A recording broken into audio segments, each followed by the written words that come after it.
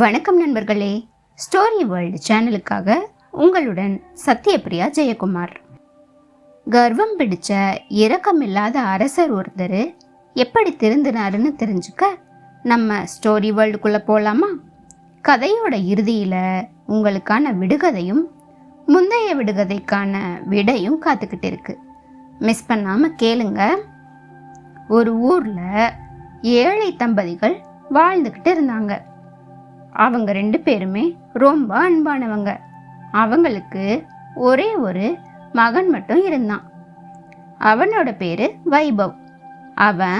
அவனோட அம்மாவை மாதிரியே அன்பானவனாகவும் நல்ல குணங்கள் நிறைஞ்சவனாகவும் இருந்தான். ஆனா அப்பா மாதிரி நல்ல பலசாலி. நாளுக்கு நாள் வளர வளர அவனோட பலமும் வளர்ந்துக்கிட்டே போச்சு. ஆனா அவங்க வாழ்ந்துகிட்டு இருந்த நாட்டோட அரசர் ரொம்பவும் கர்வம் பிடிச்சவர், இரக்கமில்லாதவர். ஏழைகளை துன்புறுத்துறது அவருக்கு ரொம்பவும் சந்தோஷத்தை கொடுத்துச்சு. இதுக்கிடையில எல்லா விதமான போர் முறைகளையும் கொஞ்சம் கொஞ்சமா கத்துக்கிட்டு நல்லா பழகி தேர்ச்சி அடைஞ்சான் வைபவ். அங்கிருந்த எல்லா வீரர்களையும் சண்டை போட்டு தோற்கடிச்சான். அதனால அங்கிருந்த மக்கள் எல்லாருக்கும் நடுவுல வைபவ் ரொம்பவும் பிரபலமாயிட்டான். தன்னோட பலத்தையும் ஆற்றலையும் தவறான விஷயங்களுக்காக ஒருபோதும் அவன் பயன்படுத்தவே இல்லை. மக்களோட நன்மைக்காகவே தன்னோட வீரத்தை பயன்படுத்திக்கிட்டு இருந்தான்.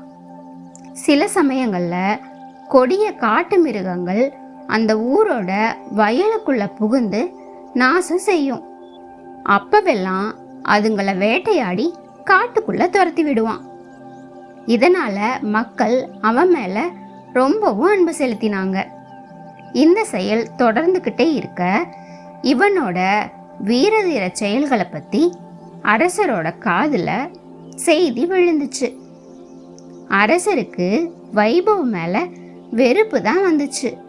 இப்படியே இவனோட புகழை வளர விட்டா தனக்கு ஆபத்து வந்துரும்னு அரசர் நினைச்சாரு. அதனால எப்படியாவது அவனை அழிச்சிடணும்னு அரசர் நினைச்சாரு. வைபவை எப்படி அழிக்கிறதுன்னு ஆழ்ந்து யோசிச்சாரு. வைபவ் மாதிரியான பலசாலி கூட மோதுறதுக்கு யாருமே முன் வரல. அதனால அரசருக்கு ரொம்பவும் ஏமாற்றம் ஆயிடுச்சு. தந்திரத்தாலையும் வஞ்சனையாலையும் தான் இவனை ஜெயிக்கணும்னு முடிவுக்கு வந்தாரு அரசர். இந்த அரசரோட சதித்திட்டம் பத்தி எல்லாம் வைபவுக்கு தெரிய வந்ததும் கொஞ்சம் கூட யோசிக்காம தன்னோட பெற்றோரை அழைச்சிக்கிட்டு அந்த ஊர்ல இருந்தே மாயமா மறைஞ்சு போயிட்டான். அங்க இருந்த தன்னோட பிரியமான தோழர்களையும் சின்னஞ்சிறு குழந்தைகளையும் விட்டு பிரிஞ்சு போறது தான் வைபவுக்கு ரொம்பவும் கவலையை கொடுத்துச்சு.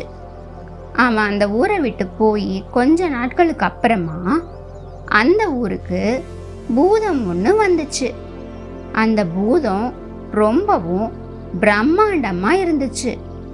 அது மூச்சு விட்டா புகை புஸ் புஸ்ன்னு கிளம்புச்சு.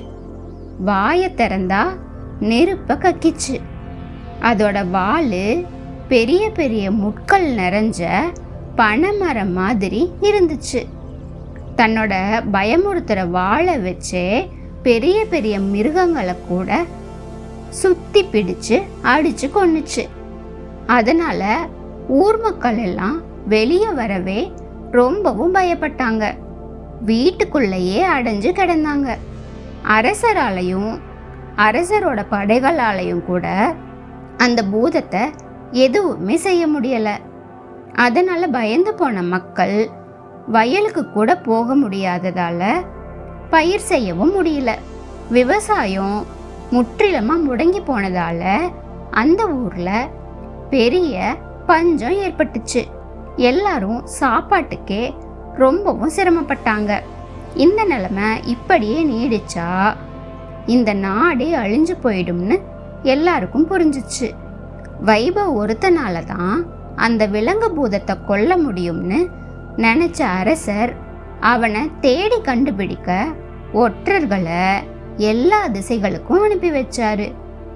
அவங்களும் வைபவ் இருக்கிற இடத்த ரொம்ப நாள் தேடி கடைசியா கண்டுபிடிச்சாங்க. அரசருக்கு செய்திய உடனே அனுப்பினாங்க. உடனே அரசர் என்ன செஞ்சாரு, வைபவ தன்னோட அரண்மனைக்கு கைது செஞ்சு இழுத்துட்டு வாங்கன்னு கட்டளை போட்டாரு. படை வீரர்கள் எல்லாரும் அவனை கைது செய்ய முயற்சி செஞ்சாங்க. ஆனா வைபவ் அவங்க எல்லார் கூடயும் சண்டை போட்டு ஒவ்வொருத்தரையும் ஒவ்வொரு திசையில தூக்கி வீசினான். படை வீரர்கள் எதுவுமே செய்ய முடியாம அங்கிருந்து திரும்ப ஓடி அரசர்கிட்ட நடந்ததையெல்லாம் சொன்னாங்க.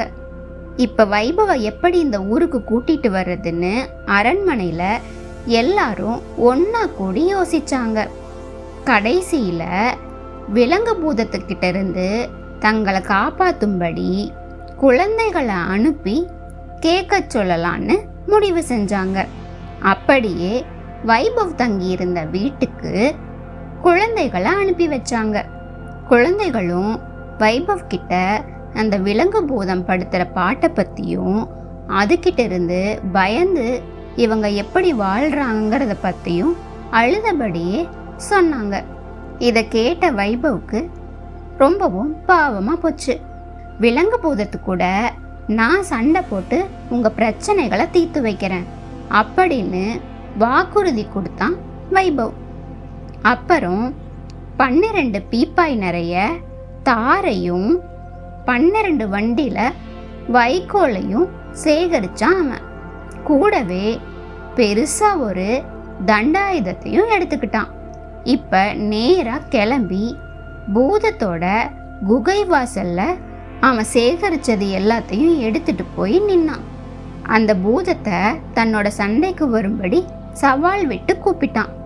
என்ன ஏன் கூட சண்டை போட வந்திருக்கியா அப்படின்னு பூதம் ஆன்னு வாயை பிளந்து சீறினபடி அவனை கடிக்க வந்துச்சு. உடனே கொதிக்க வச்சிருந்த தார் குழம்பை எடுத்து அதோட வாய்க்குள்ள ஊத்தினான். அந்த திரவம் பூதத்தோட பற்களையும் வாயையும் கெட்டியா பிடிச்சுக்குச்சு. அதால வாயையே திறக்க முடியல. இப்ப தன்னோட கையில தண்டாயுதத்தை எடுத்துட்டு அதோட முகத்திலையும் உடம்புலையும் ஓங்கி அடிச்சான் வைபவ். எதுவுமே செய்ய முடியாத அந்த பூதம் தனக்கு இரக்கம் காட்டும்படி கெஞ்சிச்சு. தீமை செஞ்சவங்களுக்கெல்லாம் ஒருபோதும் இரக்கமே காட்டக்கூடாதுன்னு சொன்னான் அவன். நீ செஞ்ச தப்புக்கு கண்டிப்பா தண்டனை அனுபவிக்கணும்னு சொல்லி பெரிய ஏரை எடுத்து அந்த பூதத்து மேல பூட்டினான். நகரத்தோட வயல் முழுசையும் நல்லா உழுது முடிச்சான் வைபவ். இவ்வளவு நாளும் வீட்டுக்குள்ள அடைஞ்சு கிடந்த மக்கள் எல்லாரும் தைரியமா வெளியே வந்தாங்க. வைபவ வாழ்த்தினாங்க, ஆடி பாடி சந்தோஷப்பட்டாங்க. அப்புறம் பூதத்தை மன்னிச்சு அதை அந்த ஊரை விட்டு ஓடி போகும்படி சொன்னாங்க. பூதமும் அங்கிருந்து போயிடுச்சு. மக்கள் திரும்பவும் பழையபடி விவசாயம் செஞ்சு சந்தோஷமா வாழ ஆரம்பிச்சாங்க. இவ்வளவு காலமும் கொடியவனாயிருந்த அரசன் தன்னோட குணத்தை மாத்திக்கிட்டாரு. வைபவ ரொம்பவும் பாராட்டினாரு. திரும்பவும் அவனை அவனோட குடும்பத்தோட தன்னோட ஊருக்கே வர சொன்னாரு. வைபவுக்கு அந்த நாட்டோட படை தளபதி பொறுப்பையும் கொடுத்தாரு. அவ்வளோதான். என்ன நண்பர்களே, இந்த கதை உங்களுக்கு பிடிச்சிருந்துச்சா? பிடிச்சிருந்தா லைக் பண்ணுங்க. கதை கேட்கும் பழக்கமுள்ள உங்கள் நண்பர்களுக்கும் இந்த கதையை ஷேர் பண்ணுங்க.